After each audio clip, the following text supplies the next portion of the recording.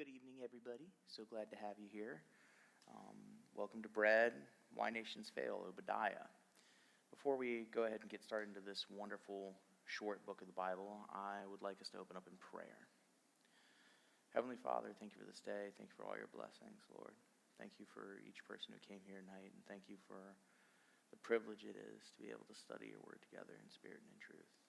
Lord, your goodness, your mercy, your grace are so transcendently powerful in a room. And we just thank you for you joining us tonight. May the teaching and the material we go through be edifying and uplifting to our souls. May it challenge us to be closer to you. May it reform us to look ever more like your Son, Jesus Christ. In his name, amen. All right, guys. So does anybody remember the book we were through last time?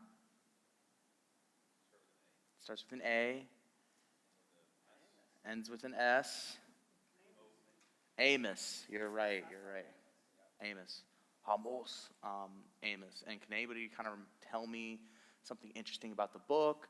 You know, what does Amos's name mean? Does anybody remember that?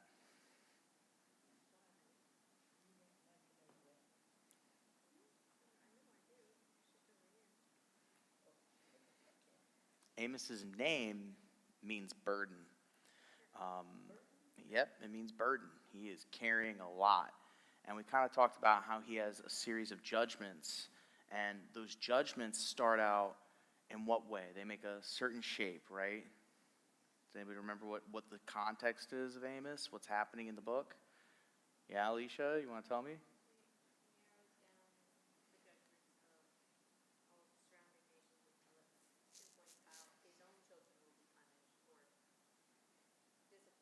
That's absolutely right. It zeroes in.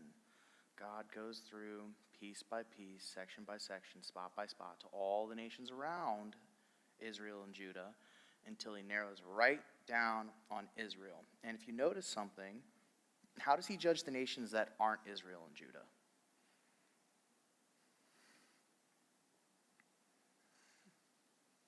What does he hold them accountable for? That's right, Alicia. It's how they treated each other. It's how they treat other nations. God judges the people that don't know him by their works towards one another. But how does he judge Judah and Israel?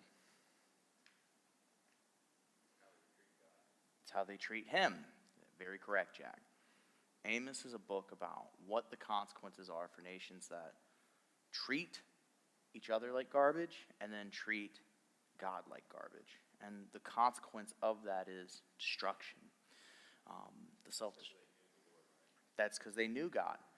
They knew God. They knew the covenant. God actually condemns Judah because they know him and they're going through all the motions, but they're actually committing a lot of sins. Can somebody name some of the sins that Israel was committing in the north?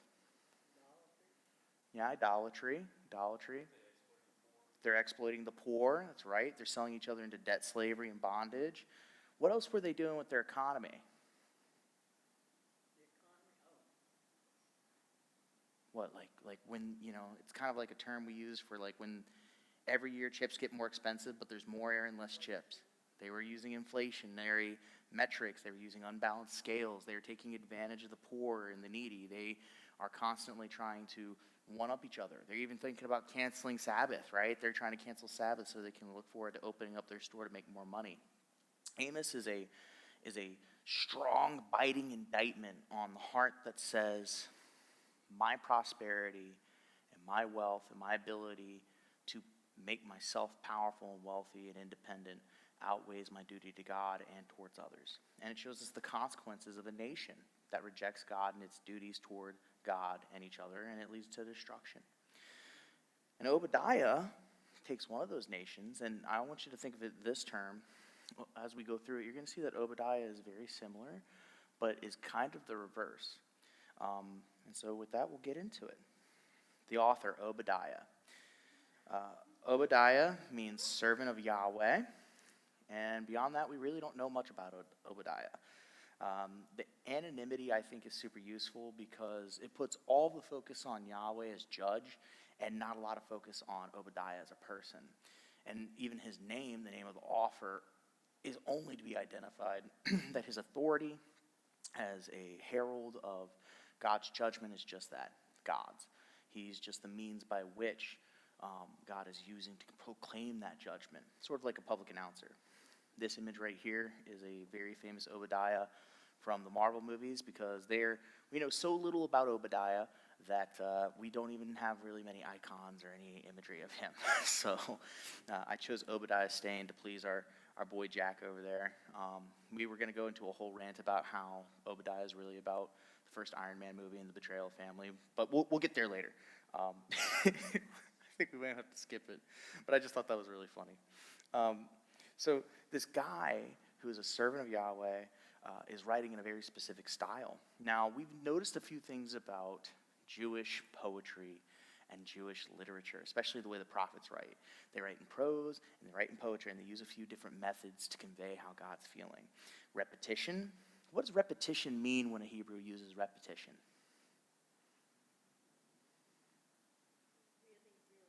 He really, really means it, right? Holy, holy, holy is the Lord. He's not just like a little holy or even moderately holy.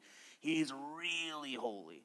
And we saw that with Hosea. The people are really wicked. And the reason Hosea is going to keep repeating in cycles and repeating the same words is because he really wants us to understand the severity of what he's saying, the weight of it. You're going to see lots of vibrant imagery.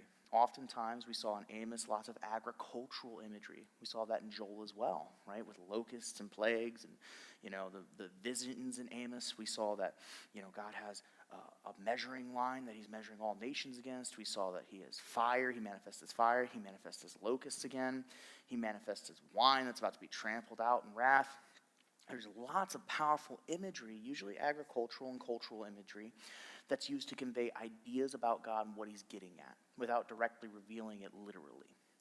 Lots of apocalyptic wordplay, symbolism, right? When God is showing, us fire, or when he's showing us wine, he's not really saying the judgment's literally going to be a giant bowl of wine that pours out, or maybe even literally a bunch of fire that pours out. Usually what it's representing is God's complete power and control of the situation, and how in its due time he's going to pour out a nice vintage of punishment that's been aged up and ready according to its appropriate amount. God is going to use these because he's speaking to an audience that will understand these images and symbolism. We're only a little bit separated from it through our own cultural context, but anybody who's familiar with agriculture is going to kind of understand that, and you're going to see that employed in Obadiah tonight. And then, of course, rhythmic accusation.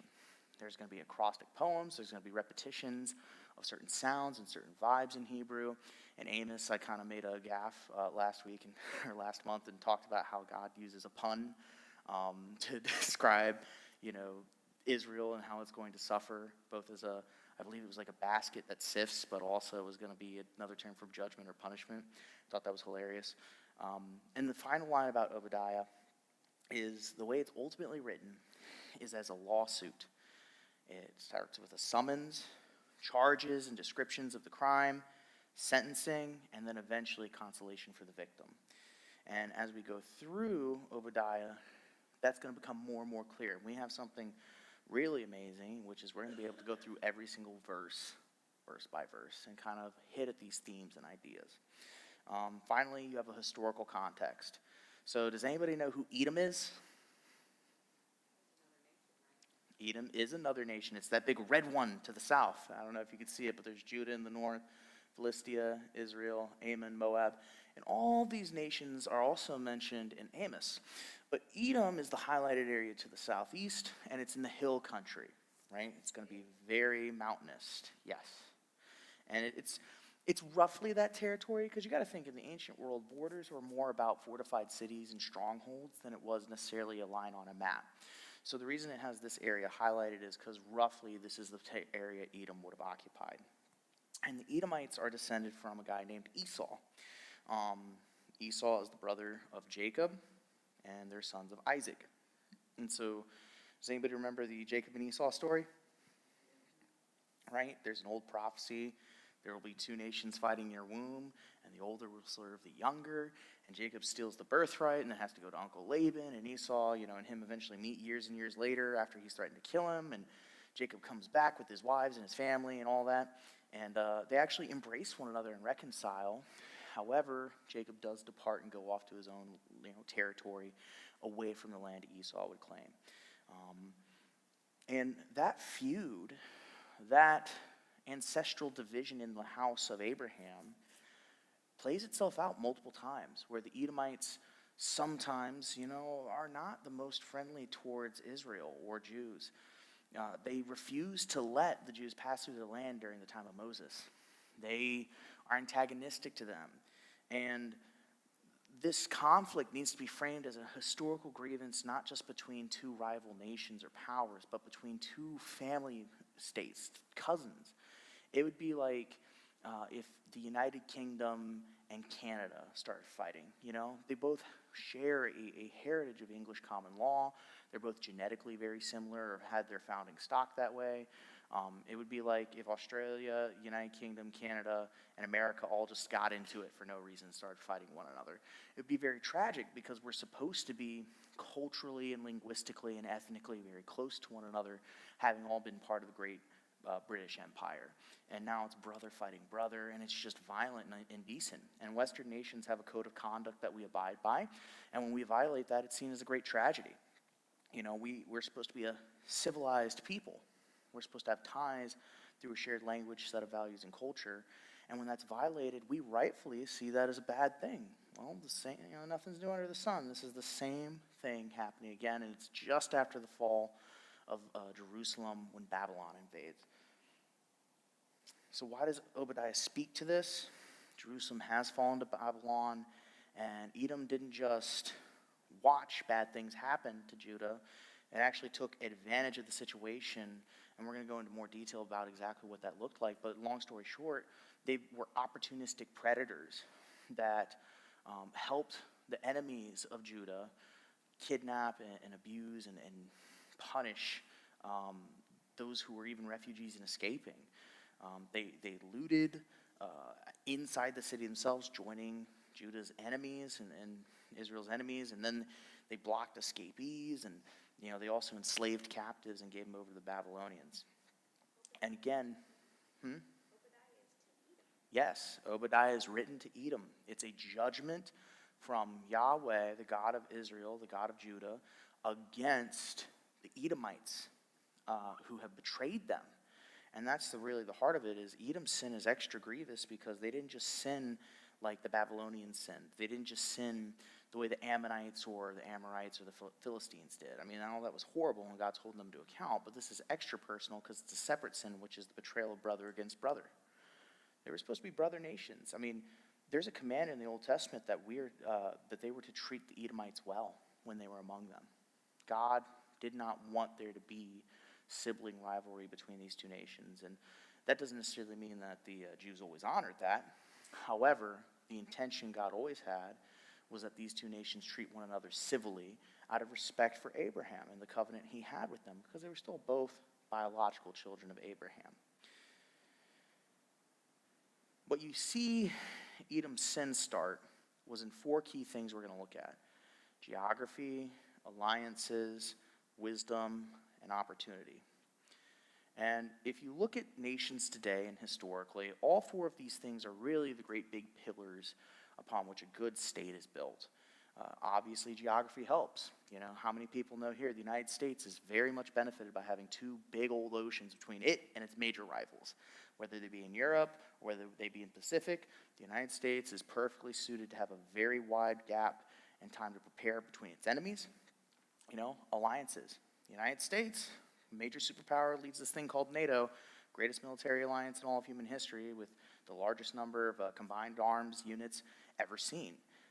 And honestly, that's a very powerful thing to have on the table. It means we can mobilize quickly, invade any country, and put up defenses away from home so we ourselves don't have to suffer invasion. Wisdom. The United States is number one in technological advancement. I mean, we are a massive innovator, and our military is constantly spending tons and tons of money so that we can stay that way. Jack, you know what I'm talking about, unmanned boats, whatever. Yeah, Jack works for the military. I hope I didn't give away government secrets. And then finally, opportunity. What is America known as? The land of opportunity. And the reason I use the United States for this stuff is because the United States It's hard to find a nation. I mean, we're going to look at other historical examples, but I'm an American, so I have that kind of arrogance about me to read everything like that. But the United States is a superpower. It's a great power. And these four things are what we're continually obsessed with, and we're going to prop ourselves up and expand ourselves. They're the foundation and destruction of a nation. Because all of these things are important when done with wisdom, but if done apart from God, they lead to folly and self-destruction. Apart from God, they work only to ensure his judgment. When you separate geography, alliances, wisdom, and opportunity from the God who grants and sets apart all governments and from the morality that should govern them, you're setting aside for yourself the ability to be judged all the more harshly.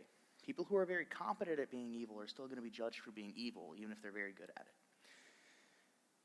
The overall structure, and we kind of went through this with the literary structure, is in four major sections. 1 through 9 is the pride of Edom, and we're going to go through the four things we just talked about. 10 to 14 are the crimes of Edom, right? So first is your summons. Second is your description of the crime. Third section is going to be the day of Yahweh, the day of the Lord. This is going to be the ultimate judgment and verdict of God. He's not going to just leave evil on the table waiting. We've talked a little bit about the day of the Lord. Does anybody know any other prophets that mention that term? Amos does, yes. And before him,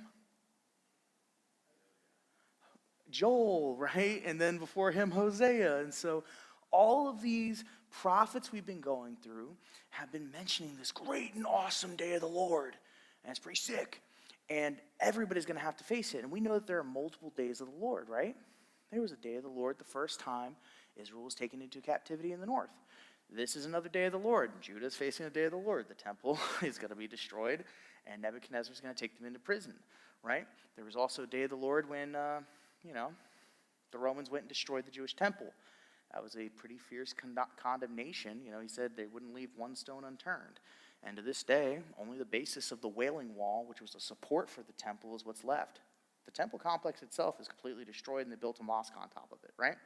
So, there are multiple days of the Lord, and there's going to be an ultimate judgment day of the Lord where Jew and Gentile, right, clean and unclean, circumcised and uncircumcised, black, white, yellow, red, all of us are going to have to answer for our works towards God through faith in Jesus Christ, or without that faith and covering for our works.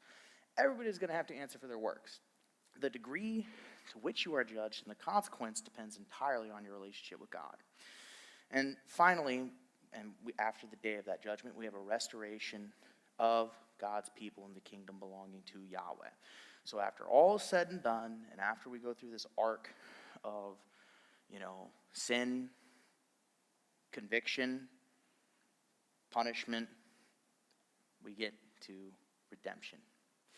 And that, I hope, is something that as we've gone through these prophets, everybody here is becoming aware of in that pattern. I hope everybody is able to kind of follow that God is not unintentional about how he lays out his word. There's a reason these patterns keep playing out, and it's because we got to get the message. And it feels like no matter how many ways we approach it, or perspectives we approach it, or times we approach it, God's people always seem to forget a few lessons. But let's hope that this one sticks a little bit. And with that, we'll get into Obadiah. Verse 1, the vision of Obadiah. Thus says the Lord God concerning Edom. We have heard a report from the Lord, and a messenger has been sent among the nations. Rise up, let us rise against her for battle. The opening feature of this verse is a call out from the courtroom of Yahweh. It is presenting God as sovereign judge over the nations and as the king of all kings.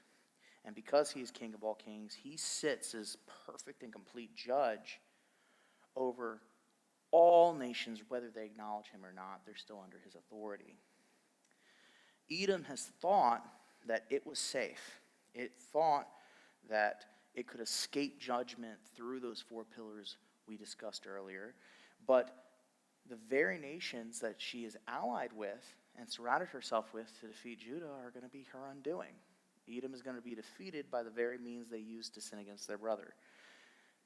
At the end of the day, this verse calls out one fundamental truth, which is that God governs politics. No nation, no matter how clever or powerful, can escape accountability from God. And we would do well to remember that, because while we might live in a nation that has a large Christian stock, none of us, no nation, when its works are counter to God's works and its will is counter to God's will, can ultimately escape judgment. It might delay judgment. It might delay judgment through intercession. We kind of saw that with Amos. We kind of saw where he intercedes on behalf of Israel. But God still has his day. There does come a point where God must address injustice, though he is long-suffering and merciful and may delay judgment, he will do it. And no one is exempt from that, right?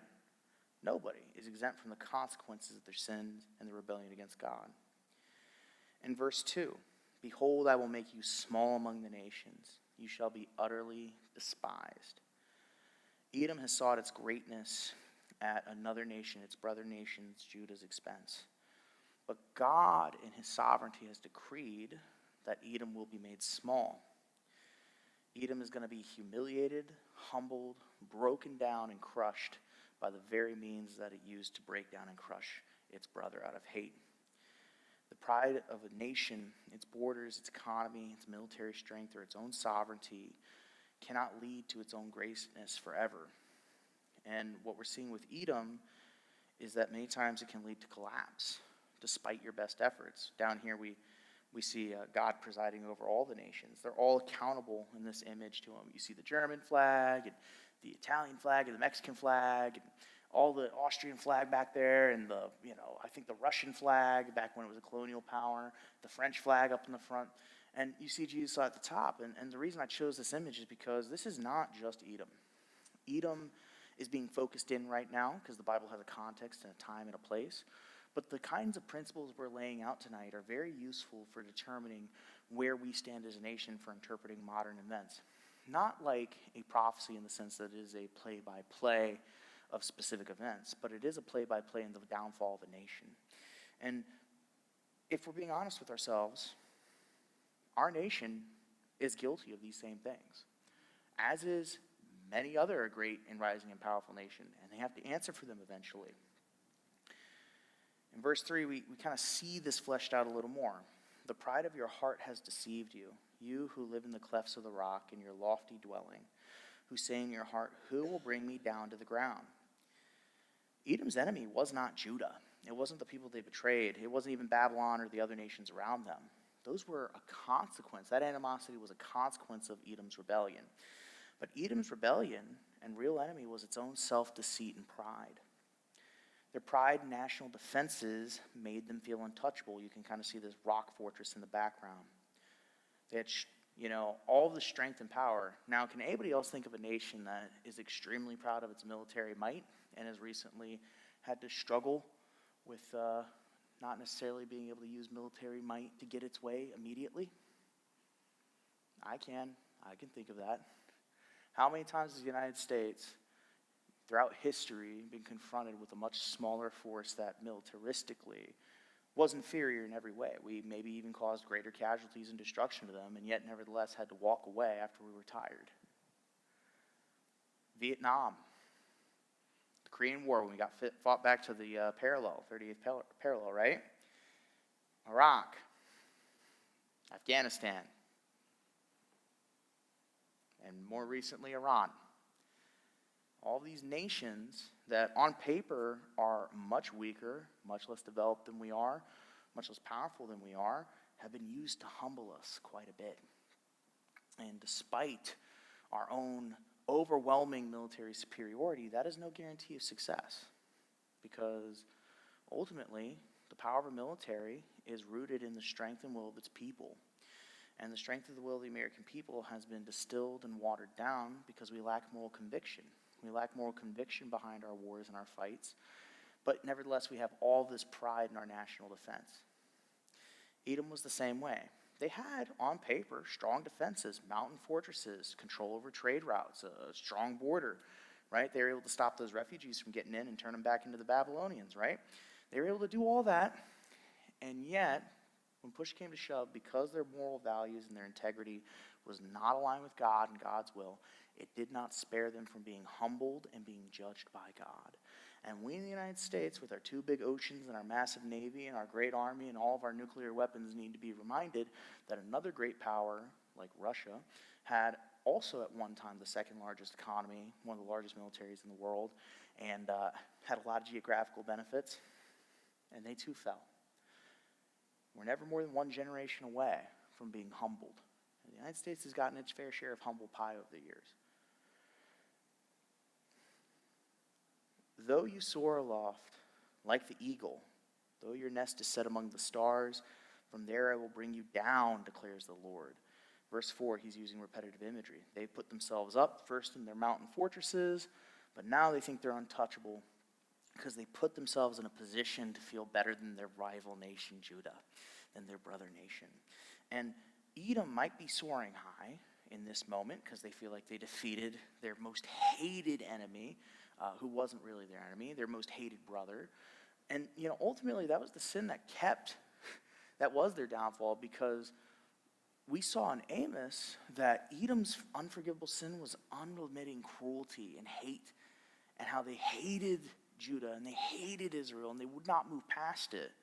It was a generational hate so strong that it caused them, despite having been a blessed nation, being a great nation, to cost themselves their own security just to get after their brother whom they hated. I can't tell you how many times I've seen people make decisions that are self-destructive out of spite. Anybody ever heard the phrase, cut your nose off to spite your face? Well, imagine blasting yourself in the head so that you can spite your body. That's basically what hatred does, is it poisons you hoping to hurt the other person. And it will cause us to take actions that ultimately aren't in alignment with God's will or even in our own interests.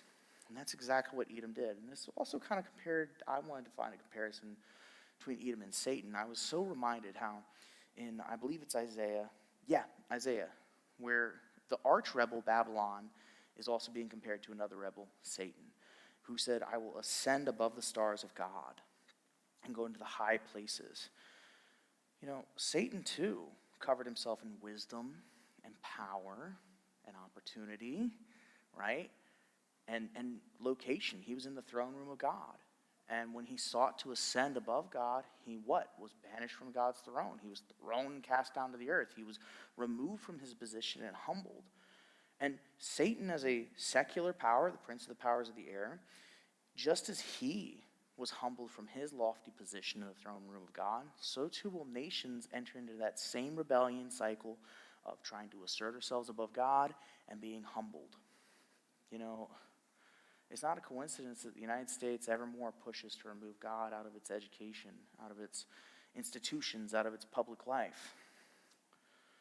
We continually assert our own greatness independent of God, independent of the values and the structures and the Christian religion, which was used to form our institutions and our law codes. English common law is based on the Bible.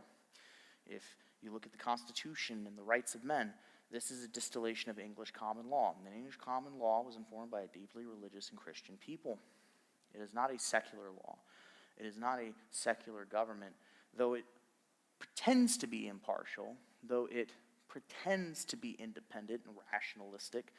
At the base of the United States and its opinion of itself is a deep moral conviction about metaphysical principles. Rights are not things, and duties and things like these are not things you can empirically measure. They're not something that you can rationalistically assert. You can come up with rationalizations for them, but you cannot prove them. They're actually deeply held faith beliefs that are held a priori. And I would say that when we try to separate our values and we try to separate our identity apart from God, we set those values up to be destroyed, which is why I believe as we've secularized and separated ourselves from God, people value liberty so much less. They value religion so much less, and as a result, they value their families and their economies and justice and whether or not we're doing the right thing less and less, because they're more concerned about asserting themselves and the individual above society and above God than they are about actually maintaining the moral integrity that our founding fathers had and fought for. And that's not to say they were perfect people, but the point remains that the God they were appealing to was perfect. And Edom falls into this category as well. It too asserted itself independent of God, and it too would be thrown to the earth, much like Satan. Verses 5 and 6. If thieves came to you, if plunderers came by night, how you have been destroyed, would not steal only enough for themselves? If grape gatherers came to you, would they not leave any gleanings? And this is basically God saying he's going to have no mercy on them. That judgment will not just be partial or somewhat given, that it's going to be complete and total. And this is the fate of nations that plunder and loot continually. They too will collapse by plunder and looting. You know, people often talk about colonization in the colonial period, and there were a lot of great evils that were done during that period. But have you noticed that the nations that took the greatest part in that in Europe have all kind of been humbled, like immensely? Like, what happened to Germany? It had a pretty successful colonization of Africa. Well, it ended up going through World War I and World War II, splitting in half, and now it's the center of the EU, but its people are completely dualist and incapable of defending their borders or their identity because they're afraid of asserting it. Because they made such serious mistakes in their arrogance and assertions of themselves that they elected a crazy man to power who was willing to kill millions of who? God's people. You ever thought about French? The French took over North America and South America and large parts of the Caribbean and large parts of Africa. Even to the day, the French Republic has ties to West Africa and operates there regularly. The French Foreign Legion is very much made up of foreign recruits for that reason, because it's a holdover from a colonial empire. Then the French got Napoleon, and they expanded across Europe, costing millions of lives.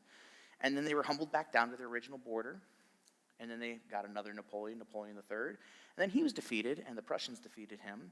And then they had World War I, right? And then World War II. And by the end of World War II, after being humbled by Adolf Hitler, well, they lost their empire. The Vietnam War for the United States was the result of the French losing control of their Indo-Chinese empire. Look at Great Britain, international trading empire, right? Look at them now. Greatest empire in the world, the sun never sets on it, reduced to a country smaller than the state of Michigan. And to some degree, the United States wants the world hegemon, wants the leader of the whole free world, and still is, but it's in rapid decline with alienated allies, with an economy that's more and more difficult, with a dollar that's losing value, and with a people that have lost moral certainty. And I don't believe that is purely just bad luck. I think it's because we have, at times, taken our position for granted and have used it to enable wicked decisions abroad, as well as at home. And this isn't me saying this as some sort of radical progressive or hater of the West, because I don't. I'm, in my own personal views, deeply conservative and nationalistic. But even I, in my own biases, have to put that aside when I look at the Bible and I look at what it says about the decline of a nation. I have no choice but to conclude that all nations in the West are suffering the consequences of a history that is scattered with looting, violence, and taking advantage of nations weaker than them, and they're being humbled for it.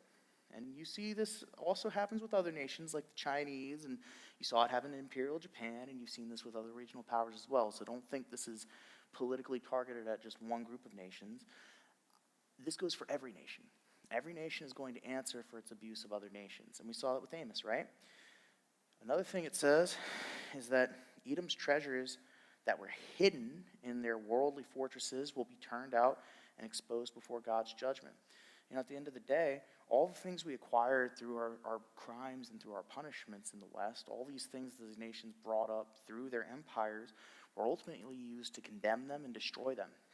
Britain's empire was too expensive to run during World War II, and so it had to let go of India, had to let go of Africa, had to let go of most of its colonies and eventually create the Commonwealth, right? Same thing with France, same thing with Germany, same thing with Spain, same thing with the United States eventually. At some point, there just comes a time where our treasures are torn out and the ill-gotten gains we have are going to be used to condemn us, and God's going to judge us. That's what happened to Edom. And if you look closely, you can find parallels to nations today. Verse 7. All your allies have driven you to the border. Those at peace with you have deceived you, they have prevailed against you. Those who eat your bread have set a trap beneath you. You have no understanding. Edom's diplomacy, its alliances, its friends, have totally betrayed Edom. And just as Edom betrayed Judah for the sake of opportunistic allies, so shall its allies betray Edom.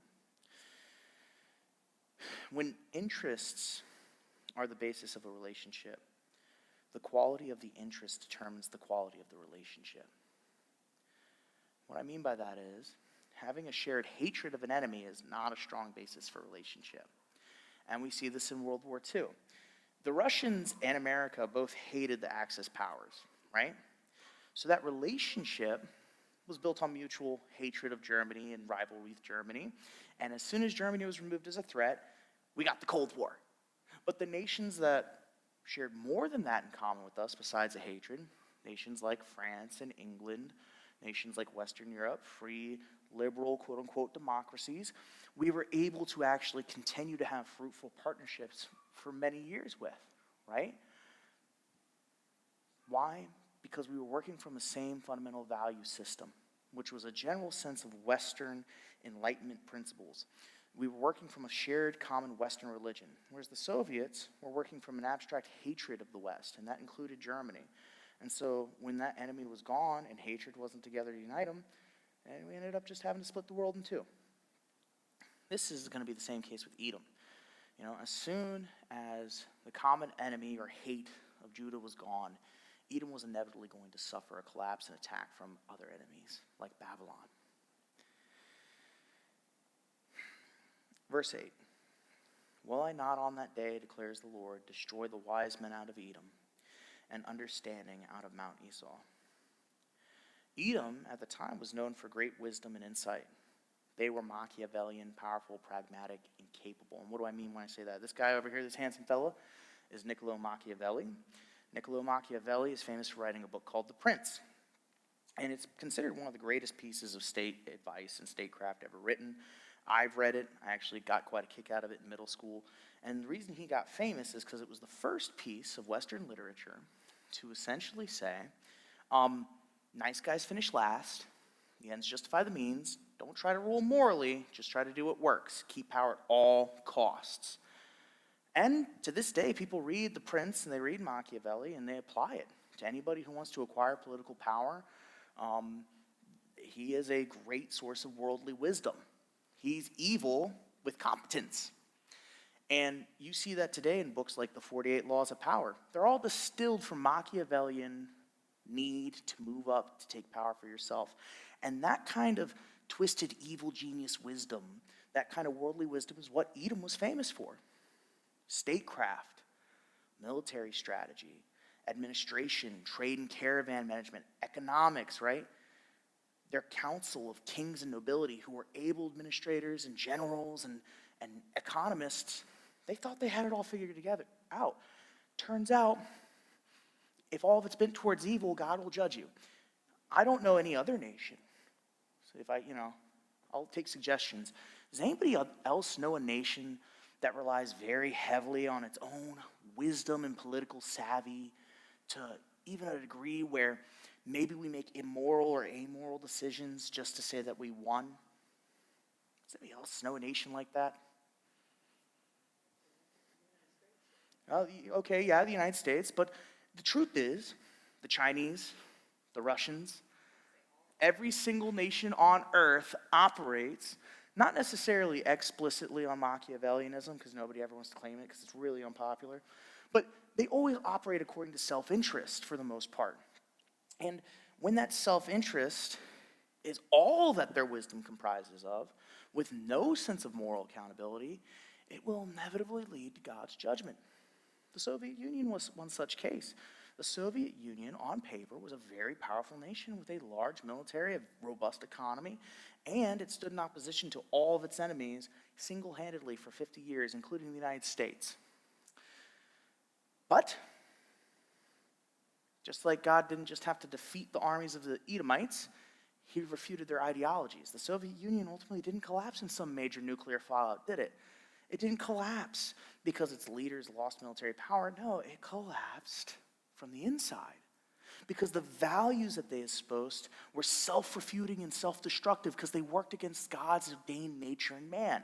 Soviet communism, and I would say this as well, Rondian objectivism or extreme capitalism, work against God's intention for the soul of man. So they lead to self-destructive, corruptive, and evil consequences, because when you separate any system from God and leave it purely to self-advancement or self-actualization or whatever new age crap they want to spill into it, whenever you do that and separate God's intended purpose from man, you're leading to self-collapse. He won't just allow you to trip. He'll make the reason that you tripped clear to you. He'll destroy the underlying reason and ideology you propped up against him. It wasn't enough that Edom should fail and its wisdom should fail, or its military should fail. It was that the very ideology that propped it up would have to be humbled and brought low before God. And the United States needs to think very hard over the next several months to years about what kind of ideologies and what kind of value system it's entertaining. It's not enough. It's not just, do we win the battle? It's not just, do taxes go down and everything else go up? It's not just the stocks, right? We talked about the Samus. It's how we're getting there and why we're getting there. Just like Jesus said, what benefits it a man to gain the whole world and lose his soul? And I would venture to say that the United States has lost its soul. Verse 9, and your mighty men shall be dismayed, O Teman, so that every man from Mount Esau will be cut off by slaughter. Teman was a major Edomite city, and it hosted wisdom and warriors in abundance, which are the two things that every great state needs, right? But Edom's wisdom is going to be refuted. Its warriors will be defeated. God won't just defeat you ideologically. He'll defeat you real time too. And its alliances will be the thing that's taken so much trouble to get. It's a booming economy and its powerful alliances and its geographical supremacy and its soaring fortresses. All of that's going to be used to destroy them. Its fortresses will be overturned and emptied of their spoils and wealth. And God will take their nation's pride and use it to teach them national scale lessons. God will take what a nation puts up and props against him, and he will use that very thing to humble them. I've experienced this personally. When I was younger, I was very proud of my precocious intellect and my big words. And, my mom and grandma will probably tell you I like to hear myself talk. That's why I'm doing this, right? But the truth of the matter was, there got to be an age where I got to high school and I found out I was not as bright as I thought I was. There were brilliant people there who were very capable in subject I was not. Turns out being able to read and memorize information is very different than being able to solve, a physics problem. And so it was hard confronting my own intellectual limitations that some people, and this isn't always true, but some people generally gravitate towards things like literature, English, history, and liberal arts, and some people naturally gravitate towards STEM fields, and some people can do both. I've met them, they're rare, but they do exist. In my opinion, God used that to humble me, because if I could have done math, I would have been Niccolo Machiavelli trying to take over the world. And fortunately, God decided to nip that right in the bud by reminding me, dude, how are you going to command an army when you can't even count to 10? So, it all worked out. It all balanced out, right? Now I'm teaching the Bible instead. And I'm all the better for it, right? But God will often take our strengths and the things that we take pride in and then show us a weakness in them so that we turn to him instead of our own ability. And he does that on a national scale too. God deals with nations and he deals with people. And that goes for Israel, but it also goes for the pagan nations around us. And if you look closely in your day-to-day lives and you look closely at the world and its events, you'll see God still has an operating system for these things. And I find that's very interesting that we neglect this book of the Bible because it has such deep wisdom and it's such a great way to interpret our politics and geography and way of life. Verse 10 to 14, the crimes of Edom against Judah. Now we're in the second section, right? So we've gotten into their call out and their summons. Now we've gotten to their conviction, right? Their pride. They're being convicted for their pride. And now they're going to be called out for what they did to the victim in the situation. The crimes of Edom against Judah. Because of the violence that were Hamas done to your brother Jacob, shame shall cover you and you shall be cut off forever. Hamas literally means wrongdoing, violence, cruelty, or malicious evil. This isn't like accidental, ignorant evil. This isn't just careless, apathetic evil. This is malicious, deep-seated hatred and unforgiveness kinds of evil. This is calculated, I've been waiting Wile E. Coyote style for you to run into my trap evil. And that's what Edom was guilty of. It wasn't just your common and garden brand of, passive evil, like when you accidentally step on somebody's foot and don't apologize. This was, I'm going to break his foot on purpose. Boom! Just like that. And Edom was condemned already for this. Its unforgiving hatred against Judah and Israel. This same sin of hatred for brother nations is condemned harshly. And God judges nations not only for idolatry and pride, but for how they treat their neighbors, especially, hear me on this, vulnerable, defeated, and covenantally bound neighbors. Oof. The United States, I believe, and other countries that do not keep their alliances and do not keep their word and do not honor their covenants and have an unceasing, unforgiving hatred towards other nations will be judged.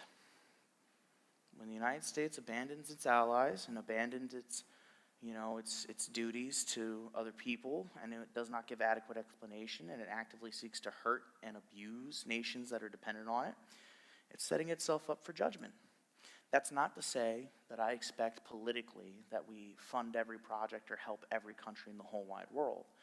Far be it from that. But to be so calloused and cruel to intentionally cause harm to them, to not just simply pull away help, but to actively send them worse trouble to take advantage of them, that's an evil that God will not forgive on a national scale. Especially when they weren't our enemy to begin with. Judah and Israel should not have been Edom's enemies. They should have been natural allies.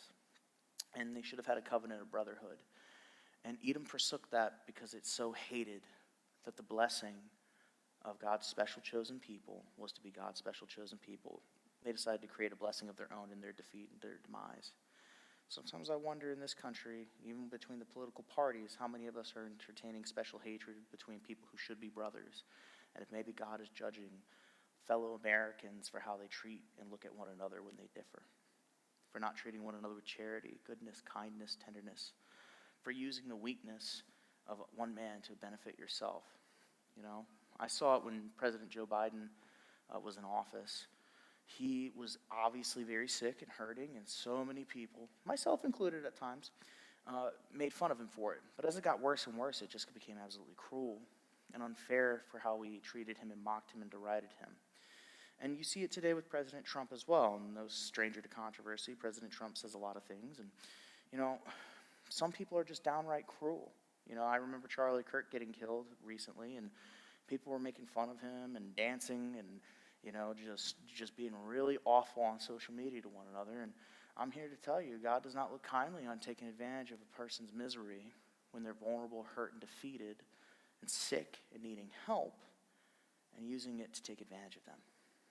We saw in Amos, and we've seen it in Joel, and we've seen it in other books of the Bible, where God has judged people for taking advantage of weak, innocent people. And he does the same things nationally. When a nation enters into covenant with another nation, breaks it, and then uses that to their advantage to beat them, God judges them. Think about the way he judged, Germany for breaking its non-aggression pacts. Think about how he judged Russia for breaking its non-aggression pacts.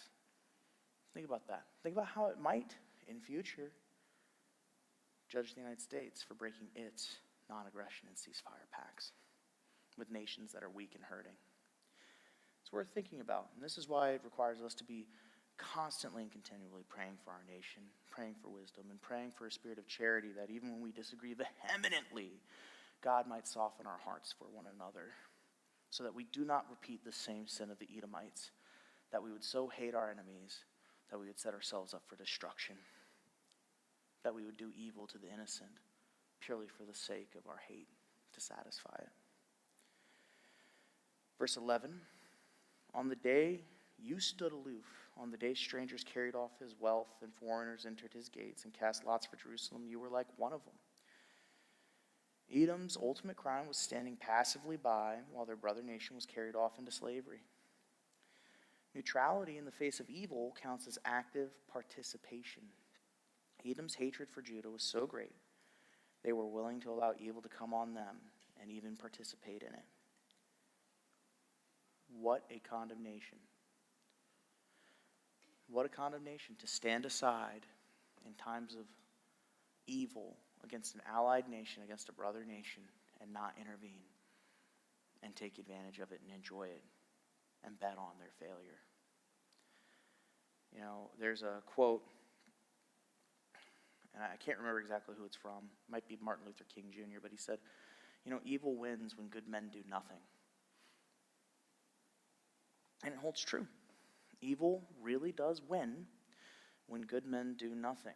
And it has all the power and sway that it needs when men of character refuse to stand in the gap and stand up for the weak and the vulnerable and the hurting. In Edom's case, they did this and took advantage of it, of the results. They could have come to Judah's aid. Instead, they decided to take advantage of them, passively watching to see who would win, and then like a vulture, prey upon the corpse of their brother.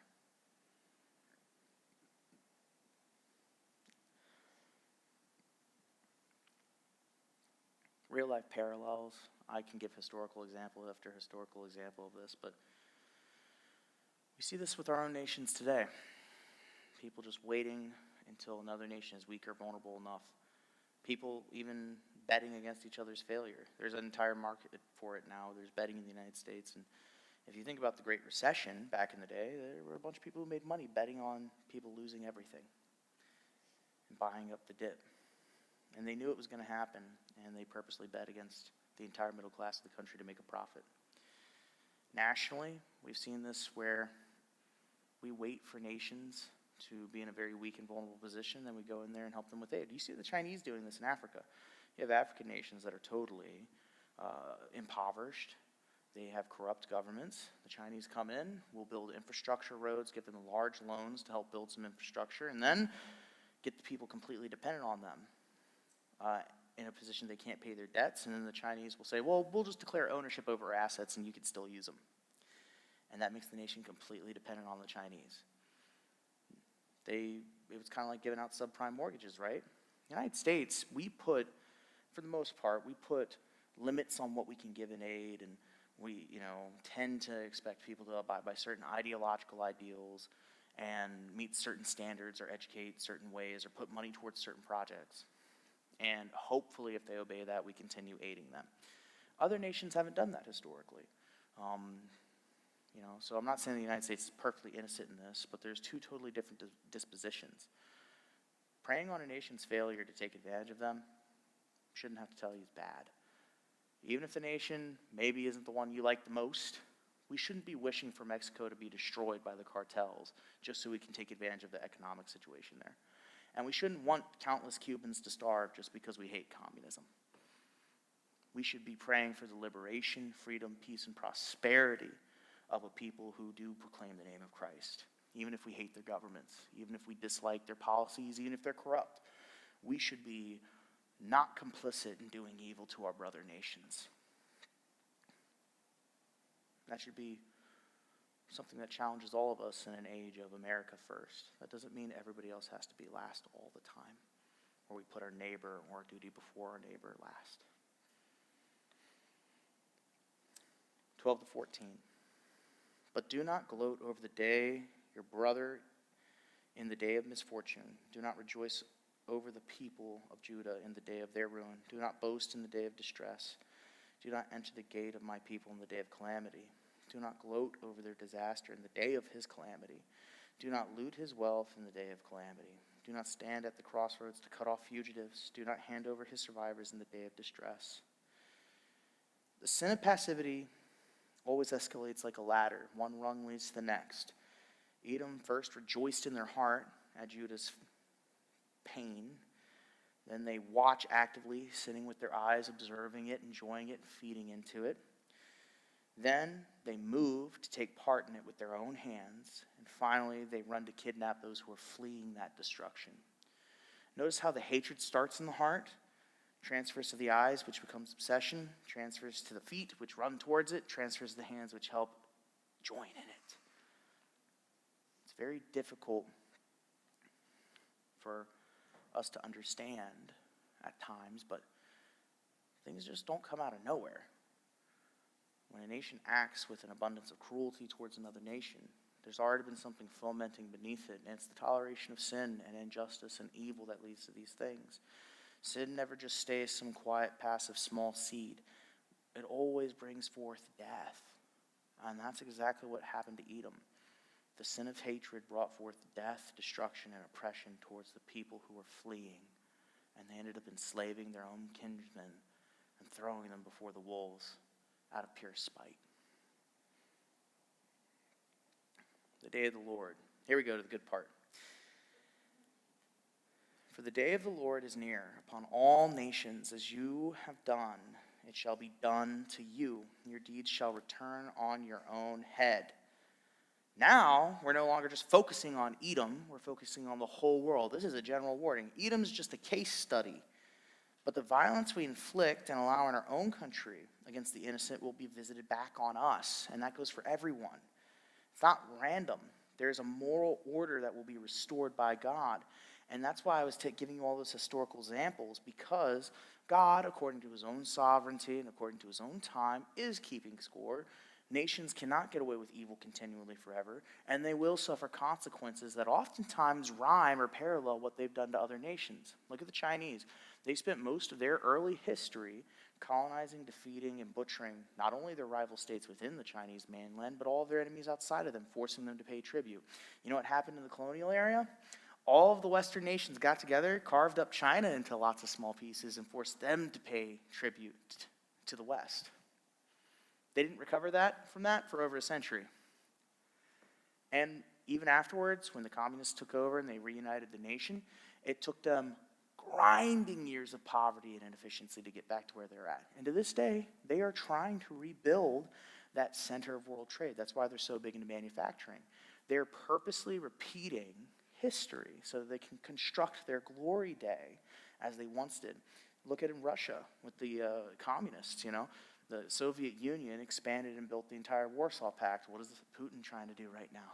He's expanding back into Ukraine. If you look at every nation, from the ancient Greeks to the Romans, the Persians, the Babylonians, and Israel and Edom, you see that people are often guilty of certain crimes historically and trends, and then it turns back on them.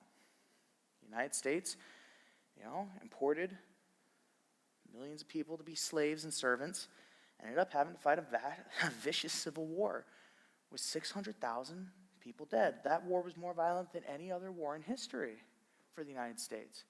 Why? Because just like we oppressed and kidnapped a group of people and suffered countless amounts of violence and benefited from it, well, the United States had to pay a price collectively for that sin. That isn't to say every individual deserved the punishment, but nations do bear collective responsibility for collective decisions.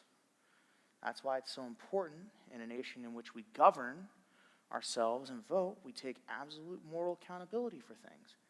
It's not a coincidence that this country, as it increases abortion, its birth rates are decreasing.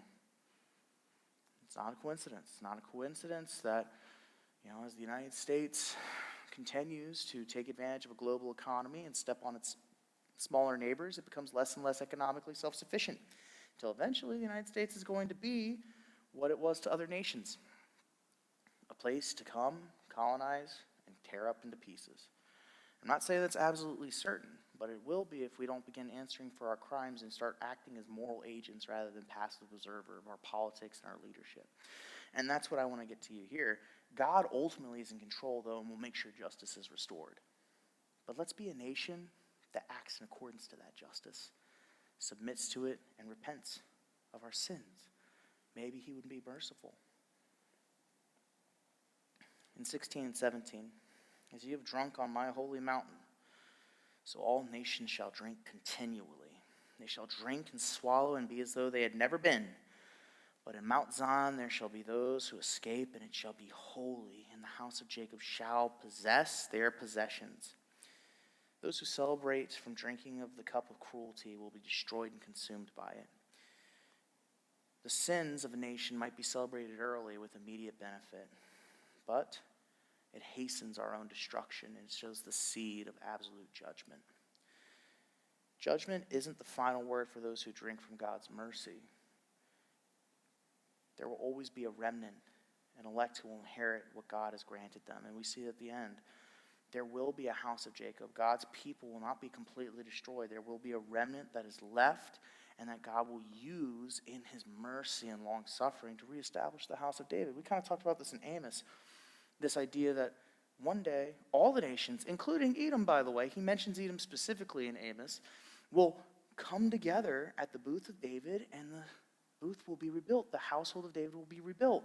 What's he referring to? He is referring to the establishment of Christ's church. The seed of David is going to be established, and God will grant his people their possession, and their possession is Jesus. Their possession is the kingdom of heaven. Their possession is that land in a certain sense, in the immediate sense, because God is eventually going to return his people back to that place and build the second temple. But in the greater long term, in the long-term fulfillment of it, he's going to establish his church. And God's judgment of evil, ultimately, while it seems harsh, can actually serve his redemptive plans and story for his people. Because had it not been for these judgments, the conditions for the Persian Empire to rise after the rise of Babylon and the Assyrians might not have been possible. Nebuchadnezzar weakening the Hittites, weakening the Egyptians, and weakening all these regional kings made the conditions necessary for the Medo-Persians to come and swoop in and take all these nations over. And that set up the conditions to return Israel back to the land under the Persians. So these types of things, I need you to look at this book and think, wow, where can I find parallels in human history? And where can I find parallels in the Bible that show that God's sense of justice, even though from a human perspective, without him, seem arbitrary, or it might seem random, or it might seem like there's no real cause and effect. I promise you, there is a cause and effect to human history, and God knows is the cause, and he will manage the effects. God will ultimately weave all things together in accordance to his plan because he holds the scale. The house of Jacob shall be a fire, the house of Joseph a flame. Verse 18, and the house of Esau stubble. They shall burn and then consume them, and there shall be no survival of the house of Esau, for the Lord has spoken. And this imagery, we've seen fire used before, it just shows how Esau is going to be humbled. And God is going to be present with his people. I want you to think of Moses returning to God's people after he was exiled for those 40 years. I want you to think of Jesus in his resurrection. I want you to think of the fate of those who trust in God's redeeming plan. They burn so brightly. Moses coming down from that mountain, face shining. Jesus ascended in heaven at the right hand of the Father. But it also shows the fate of traitors. Judas Iscariot, who, unlike Peter, who returned in repentance to our Lord, Judas tried to answer in his own strength for his own crimes and was destroyed. God can make those crushed his instruments, and those who crush accursed. God holds ultimate sway over the results, even if we don't have control over the means. Verse 19, those of the Negeb shall possess Mount Esau, and those of Shephelah shall possess the land of the Philistines. They shall possess the land of Ephraim and the land of Samaria, and Benjamin shall possess Gilead. And this is the restorative justice of God. The scattered peoples of God will regather and regain their land. The map is being healed. The injustice is going to be addressed generationally. Amos also promises a day where all nations will be gathered back to that household of David. The area around Israel, all of it, is going to be accepted and be under the sway of God's kingdom one day.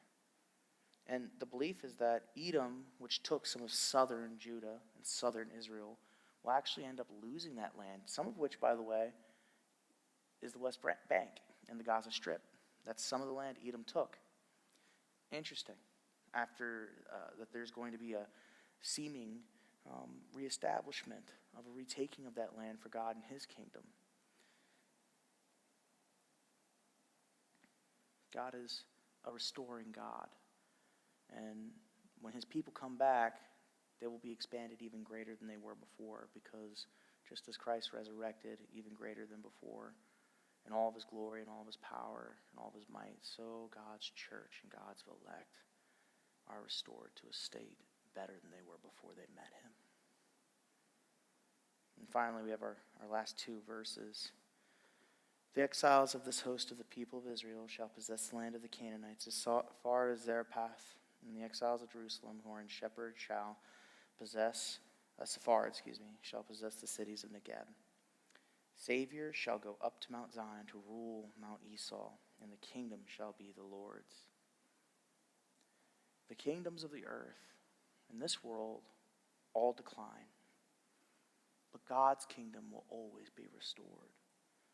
The final word is not in Edom's fall or any nation's fall, and it's not in our own revenge or Judah's revenge or Israel's revenge. It's all about God's judgment and ownership of everything. And he rightly gets to decide the fate of nations in his own strength, according to our works, but according to his will. And all of this will be fulfilled in Christ. It's fulfilled in Christ as he is now sitting and the government is on his shoulders and he rules over the nations with a rod of iron. Jesus, through his resurrecting power on the cross and through his ascension, has given God the ability to redeem his own people and restore them to relationship and nationhood with him. But he has also made a means by which to judge nations completely, thoroughly, through his own atonement and sacrifice. So those that reject it will be destroyed and cut off. But those who accept it shall possess all lands intended by God to grant them as their inheritance. And I just love how Jesus is an ultimate fulfillment of this as king and governor, not just of nations, but also our own hearts and consciences. And that's what I would like us to think about as we discuss the fate of nations. Let's take it to the micro for a second and think about how it affects the fate of us individually and our dependence on God. How do we live with integrity? And how do we function in the nations we live in to do the same?